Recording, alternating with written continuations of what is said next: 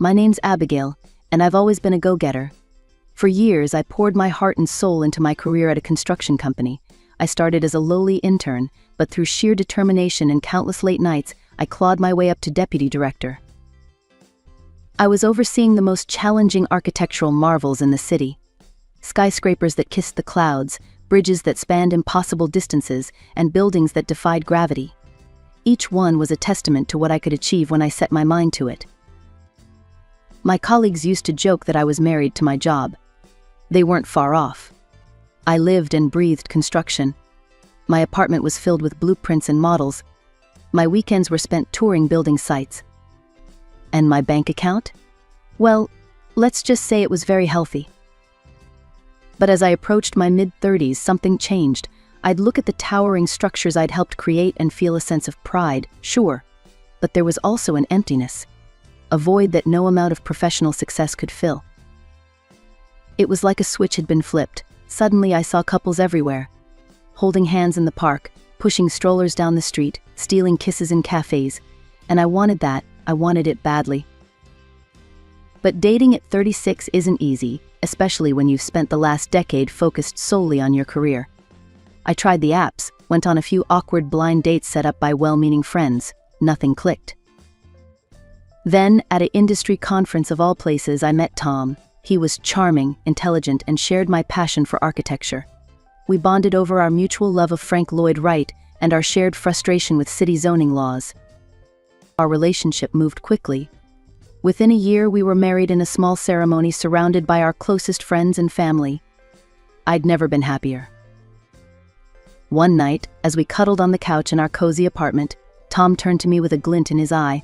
"Abby," he said, using the nickname only he was allowed to use, "I've been thinking, why don't we build our own house? Our dream house." I threw my arms around him, nearly knocking him off the couch. Yes, 1,000 times yes. The next few months were a whirlwind of activity. I threw myself into designing our dream house with the same passion I'd always applied to my work projects. I enlisted the help of our company's leading architect, and together we created something truly special. We pored over every detail, from the layout to the materials. I wanted everything to be perfect. This wasn't just a house, it was our future. To fund our dream, we made the decision to sell our apartment. It was a big step, but we were both so excited about the prospect of our new home that we didn't hesitate. As construction began, I found myself spending more and more time at the site. I'd stand there, watching our plans come to life, brick by brick. It was exhilarating. "You know," Tom said one day, as we stood arm in arm, watching the framework of our house take shape, "there's still one thing missing from this picture." I looked at him, puzzled. "What's that?" He placed a hand gently on my stomach. "A little one to fill all these rooms." My heart skipped a beat. We'd talked about having children before, of course, but always in a vague, someday kind of way. But now, with our dream house becoming a reality, the idea suddenly felt very real and very right. The next 2 years were the happiest of my life. Our house was completed, and it was everything we dreamed of and more. Every room was filled with love and the promise of the family we were going to create.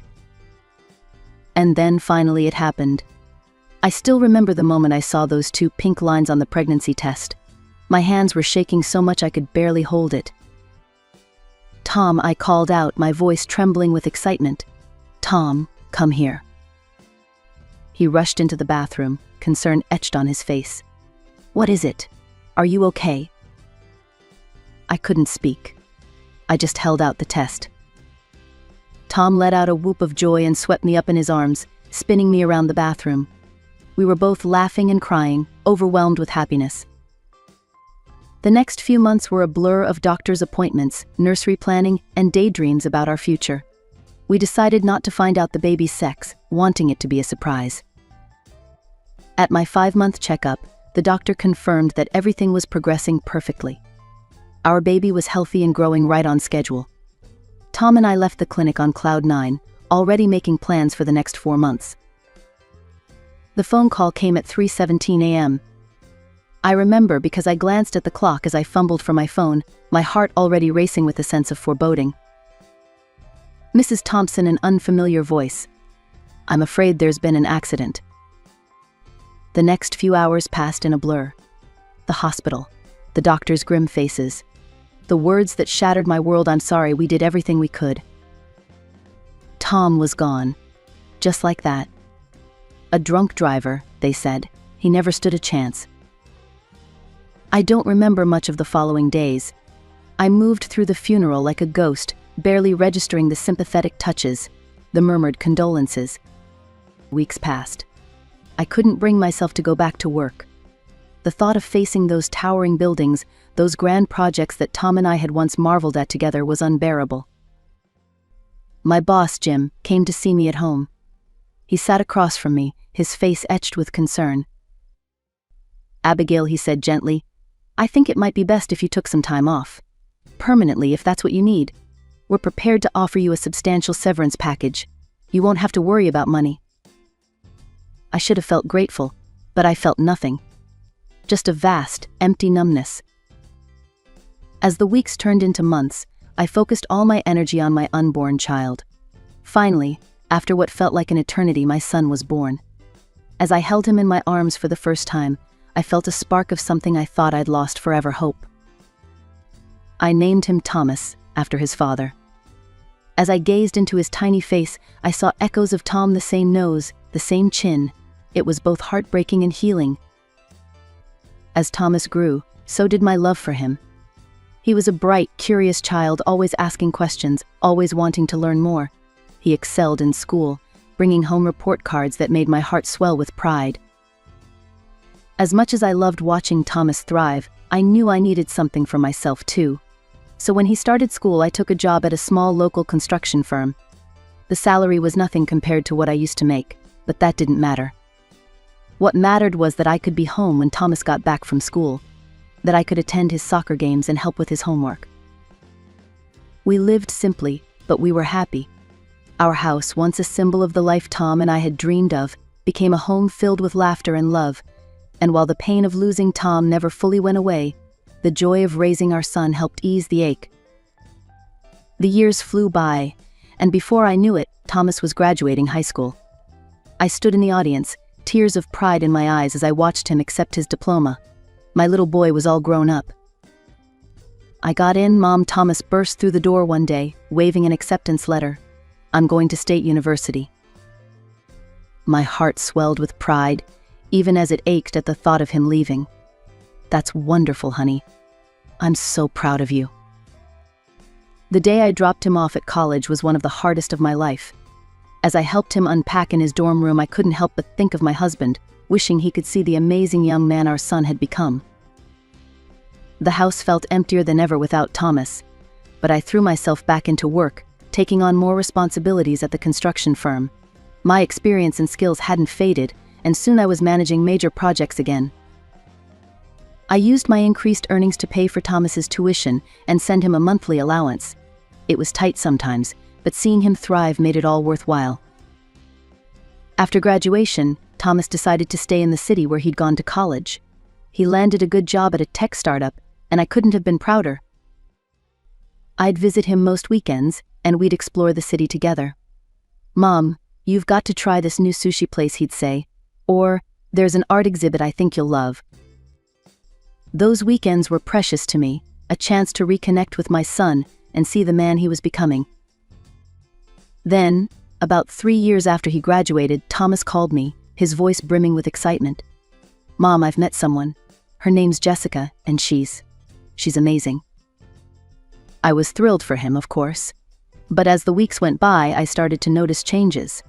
Thomas began asking for more money, talking about expensive restaurants and designer clothes.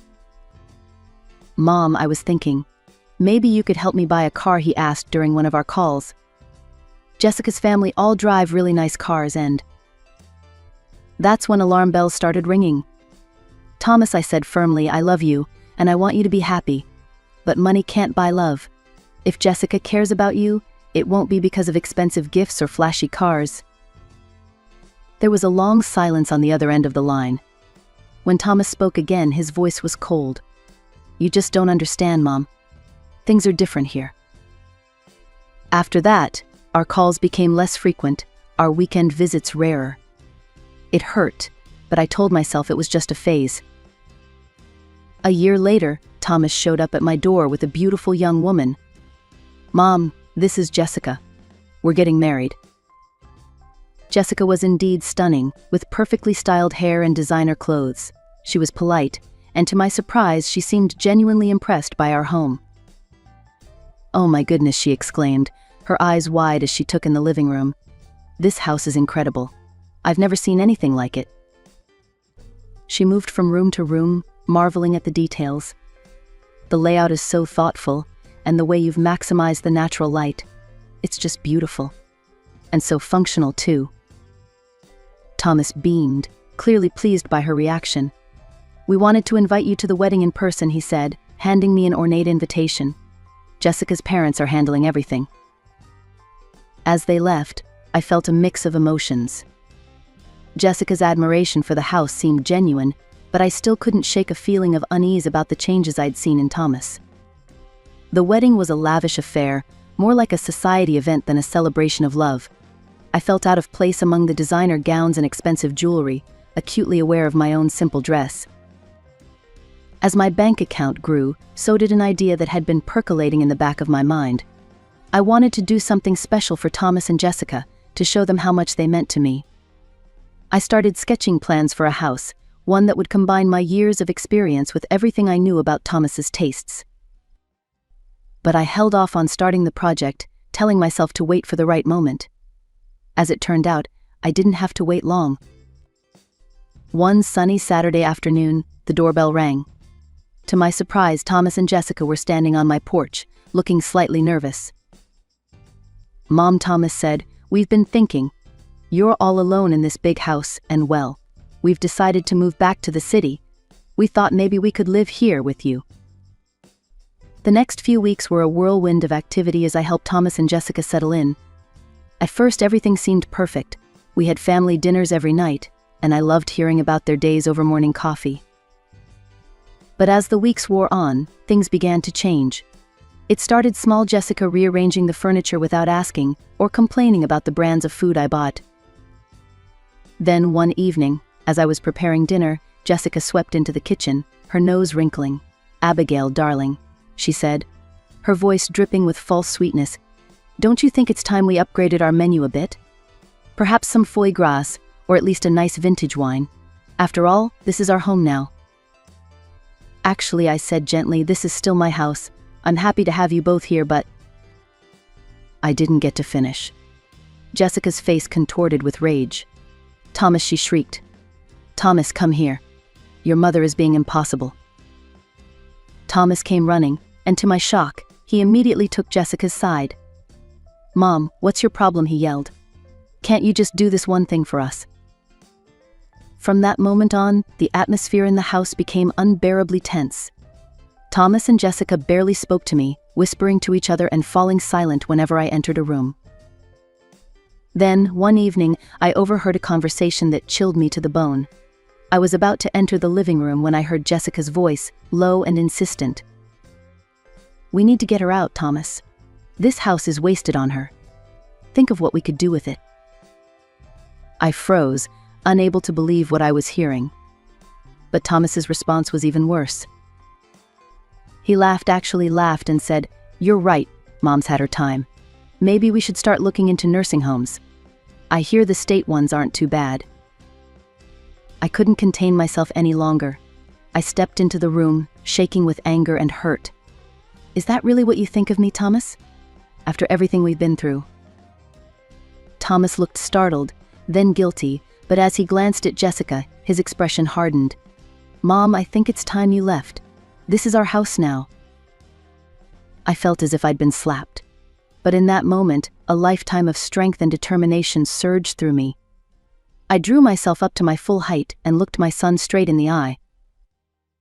"No, Thomas," I said, my voice steady despite the turmoil inside me. "This is my house. The house your father and I dreamed of. The house where I raised you, and you." I paused, my heart breaking even as I said the words. "You are no longer welcome here. Both of you, get out." Thomas and Jessica stared at me in shock, clearly not expecting this response. As they gathered their things and left, I felt a mixture of pain and relief wash over me. The door closed behind them, and I sank onto the sofa, finally allowing the tears to come. The morning after I kicked Thomas and Jessica out, my phone started ringing incessantly. I let it go to voicemail, not ready to face the fallout. But as the days passed, the messages became more frequent and more aggressive. Finally, I answered one of Thomas's calls. His voice was cold and businesslike, a far cry from my loving son. "Mom, I've been doing some research," he said without preamble. "As Dad's son, I'm entitled to inherit from him. I want half the value of the house. If you don't cooperate, I'll take legal action." I hung up, my hands shaking. How had it come to this? The son I raised, threatening to sue me. Despite having the means to pay Thomas off, the thought of rewarding his behavior made me sick. The plans I'd drawn up for their new house now felt like a mockery. I shoved them into a drawer, determined not to give them another thought. Feeling lost, I reached out to Jack, an old friend of Tom's who had become a lawyer. We met at a local cafe, and I poured out the whole sordid story. "Abigail, I'm so sorry you're going through this," Jack said, "but I can assure you, legally you're in the clear. Tom's will left everything to you, no conditions." I felt a wave of relief, quickly followed by a surge of guilt. Should I be glad that my late husband had, inadvertently, protected me from our own son? Jack must have sensed my conflicted emotions. "Look, if Thomas does decide to sue, there will be some costs involved. You'll have to go through court proceedings, which can be stressful. But based on what you've told me, he doesn't have a leg to stand on." I clung to the hope that Thomas might come to his senses yet, even as his calls became less frequent. Maybe he was realizing the error of his ways. Maybe things would get better. Then came the morning that shattered that illusion. I woke up early, as usual, and went to get the newspaper. As I opened the front door, something caught my eye. There, stuck in my perfectly manicured lawn, was a giant for sale sign. As I stood there in shock, Mrs. Henderson from next door came over, concern etched on her face. "Abigail, dear, are you moving?" I had no idea. "We'll miss you terribly in the neighborhood." I opened my mouth, then closed it again, at a loss for words. How could I explain something I didn't understand myself? More neighbors gathered, all full of questions I couldn't answer. Who was the realtor? When was the open house? Had I found a new place yet? Feeling overwhelmed, I retreated into the house and tried calling Thomas. It went straight to voicemail. I left message after message, each more desperate than the last. Finally, I couldn't take it anymore. I marched outside, grabbed the for sale sign, and yanked it out of the ground with all my strength.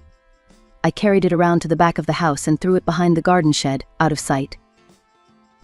That evening, I was trying to relax on the sofa, my mind still reeling from the events of the day. The house felt oppressively quiet. Suddenly, the front door burst open, shattering the silence. Thomas strode in, Jessica close behind. But they weren't alone. A well-dressed couple followed them, looking around with obvious interest. "And this is the living room," Thomas was saying, his voice unnaturally bright. "Notice the vaulted ceilings and the custom fireplace." The couple nodded appreciatively. "It's stunning," the woman said. "We'd be prepared to make an offer right away." I couldn't believe what I was hearing. "Excuse me," I said, my voice shaking with anger. "This house is not for sale. I'm going to have to ask you all to leave immediately." Thomas turned to the couple, an apologetic smile on his face. "I'm so sorry about this. This is just crazy old lady who sometimes wanders in. Pay her no attention." I felt like I'd been slapped. "Thomas, how dare you? I'm your mother." "See what I mean?" Thomas said smoothly. "Delusional. We'll have her removed, don't worry." My hands were shaking so badly I could barely operate my phone. "I'm calling the police right now if you don't all leave." Seeing I was serious, the couple hurried out. Thomas and Jessica lingered, fury evident on their faces. "You'll regret this," Jessica hissed. "You'll never see your son again. Or your grandchildren." As they stormed out, I suddenly noticed Jessica's slightly rounded stomach. The realization hit me like a ton of bricks. She was pregnant. I was going to be a grandmother, and I might never even meet my grandchild. The following weeks were a blur of legal proceedings. Thomas and Jessica, backed by her parents' money, had hired a team of high-powered lawyers.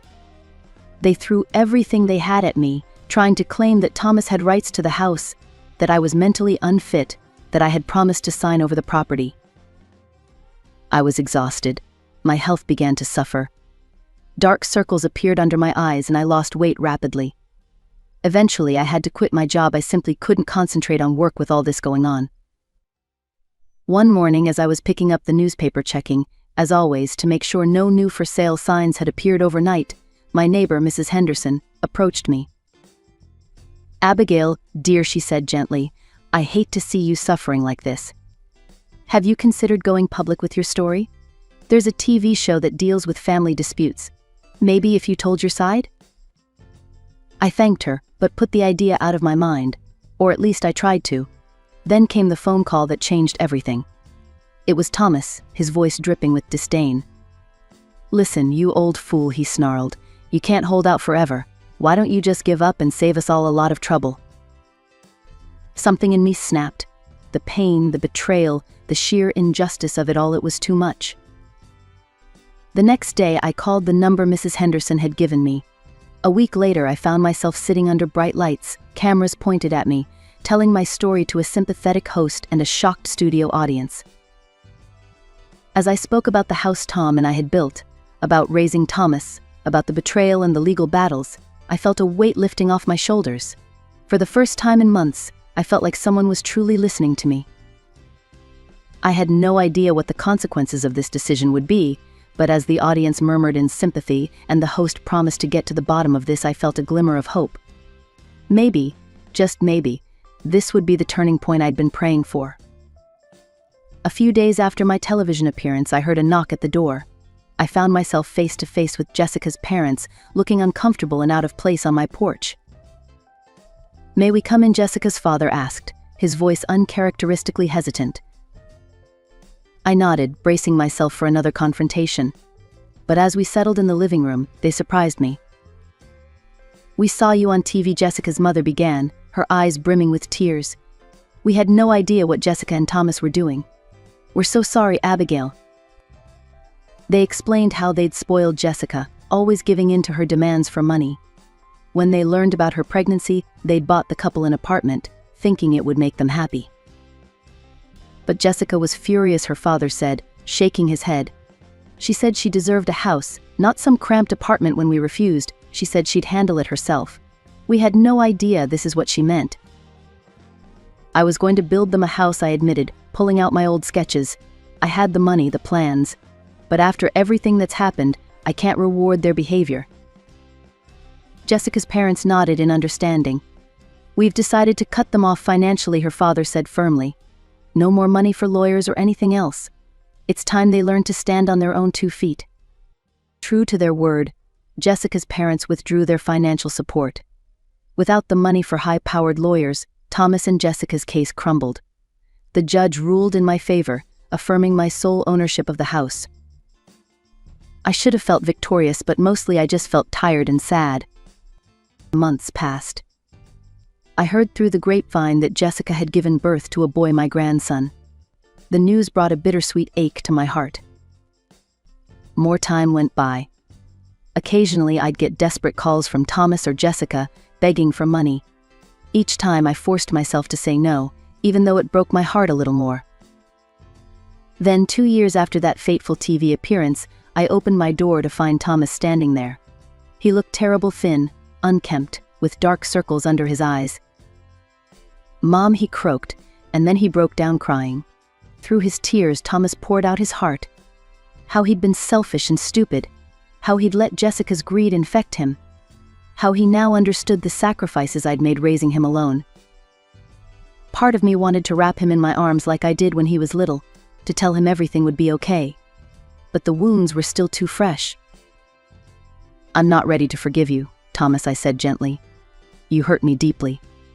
But I'd like to meet my grandson." We worked out an arrangement. Every other Saturday, Thomas would bring little Tom Jr. to visit.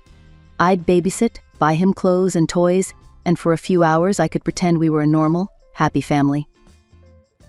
Surprisingly, it was Jessica who began to thaw first. One day, as she picked up Tom Jr., she paused. "Thank you," she said quietly, "for everything you do for him. I understand now how lucky Thomas was to have you as a mother." As for Thomas and me, we're still working on rebuilding our relationship. Some days are better than others. Sometimes when he smiles, I see glimpses of my little boy, and other times, the memory of his betrayal is too strong to bear. I don't know if I'll ever fully forgive him. The trust we once had may be gone forever. But as I watch Tom Jr. playing in the garden that his grandfather and I once dreamed of, I feel a sense of peace.